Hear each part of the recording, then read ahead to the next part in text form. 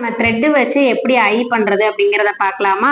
So இந்த மாதிரி first உங்களுக்கு எங்க உங்களுக்கு ஐ வேணுமோ அந்த இடத்த ஃபர்ஸ்ட் மார்க் பண்ணிக்கோங்க. அந்த டிஸ்டன்ஸ்க்கு நீங்க கரெக்டா இந்த மாதிரி ஒரு நீடில்ல மொத்தம் 8 த்ரெட் இருக்கிற மாதிரி கோர்த்துக்கோங்க. கொஞ்சம் திக்கா தான் இருக்கணும், அப்பதான் வந்து நமக்கு சீக்கிரமா வேலை முடியும். இந்த மாதிரி எங்க உங்களுக்கு வேணுமோ எக்ஸாக்டா அந்த இடத்துல உங்க நீடில உள்ள விட்டுட்டு அதுக்கப்புறமா அதுக்கு கீழே இருந்து இந்த மாதிரி ஸோ இந்த பஞ்ச் பண்ணி கரெக்டா அந்த இடத்துல எடுக்கணும். ஸோ எங்க இந்த த்ரெட் வந்திருக்கோ அந்த இடத்துல பஞ்ச் பண்ணி வெளியில வர மாதிரி பார்த்துக்கோங்க. இப்ப திருப்பி அதே இடத்துல மறுபடியும் பஞ்ச் பண்ணி எடுத்துக்கோங்க. சேம் எப்படி பண்ணீங்களோ அதே மாதிரி தான் பண்ணணும். பண்ணிட்டு மறுபடியும் வெளியில எடுத்துக்கோங்க. இந்த 2 தடவை பண்ணா போதும். இதே இது நீங்க சின்னதா எடுக்கிறீங்க அப்படின்னா இன்னும் 4-5 தடவை பண்ணீங்கன்னா தான் உங்களுக்கு இந்த மாதிரி திக்கா கிடைக்கும்.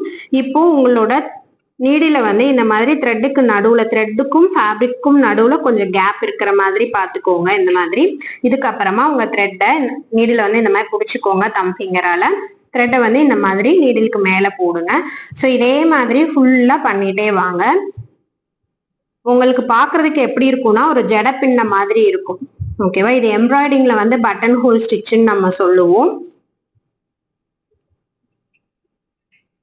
இந்த மாதிரி ஃபுல்லா போட்டுட்டே வந்தீங்க அப்படின்னா உங்களுக்கு பாக்குறதுக்கு இந்த மாதிரி கிடைக்கும்.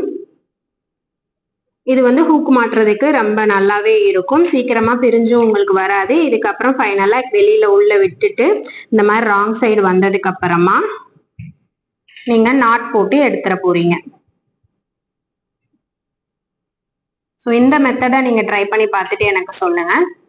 தேங்க்யூ.